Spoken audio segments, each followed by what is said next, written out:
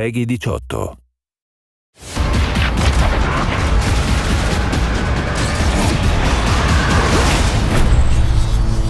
We are so excited for fans to get their hands on the first DLC of the season. We've been listening to your feedback, and we have so much more to come. We've got 4 intense maps and a brand new zombie experience.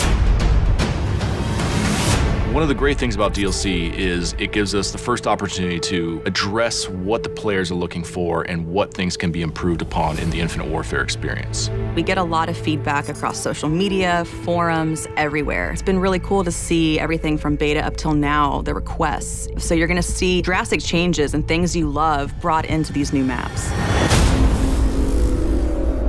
Noir is a dark, grimy, moody Brooklyn from the distant future. On one side, you spawn under the Brooklyn Bridge, which is kind of gritty. And then the exact opposite side of the map, it's a little bit nicer. There's cafes and parks. And then in the middle, it's just a war zone. Neon is a virtual training simulator for urban warfare. It's a Z-shaped map with a long sight line down the middle, a high B point up on a ledge, and a close quarters area in a nightclub in the third lane.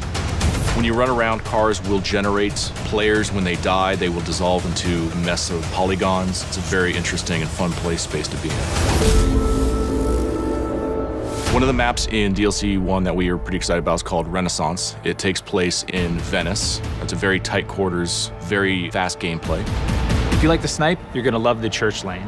If you like to run and gun with your shotgun or your SMG, you're gonna love skating through the interiors and engaging players. And if you're a mobile mid-ranger, you're gonna love taking your assault rifle onto the streets.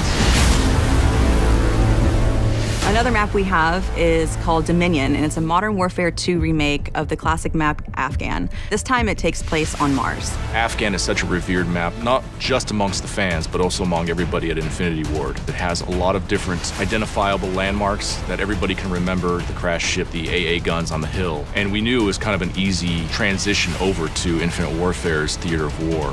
And players can now boost jump up to the lookout and counter snipers with close range engagements.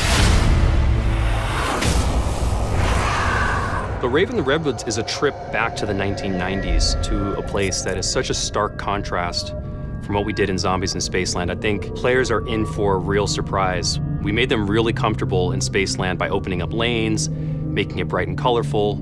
This is really a horror film brought to life in a video game form. It's going to blow people's minds. After getting sucked out of Zombies in Spaceland, our 4 characters appear in a cabin. They wake up kind of groggy. They kind of realize that they're maybe in the 90s now. As you explore outside of the cabin, you find out that you're actually in an abandoned camp that's been kind of taken over by a few hundred raver kids that are throwing an all-night rave party in the middle of the woods. The level has this dark, foreboding, kind of spooky vibe, and then the world comes alive. There's new weaponry, there's new fate and fortune cards coming, new traps within the map. Our cast of characters are getting a whole new wardrobe change. We're gonna introduce a new character named the Slasher. There's so much more to tell. We can't wait for people to get a chance to experience what it's like to be in Rave in the Redwoods. People are in for a real treat. All of the devs here at Infinity Ward cannot wait for our fans to get their hands on the new content. The weapons, the quests, there's so much going into it. Fans are going to be super excited. Call of Duty Infinite Warfare DLC 1 pack will be available January 31st, first on PS4.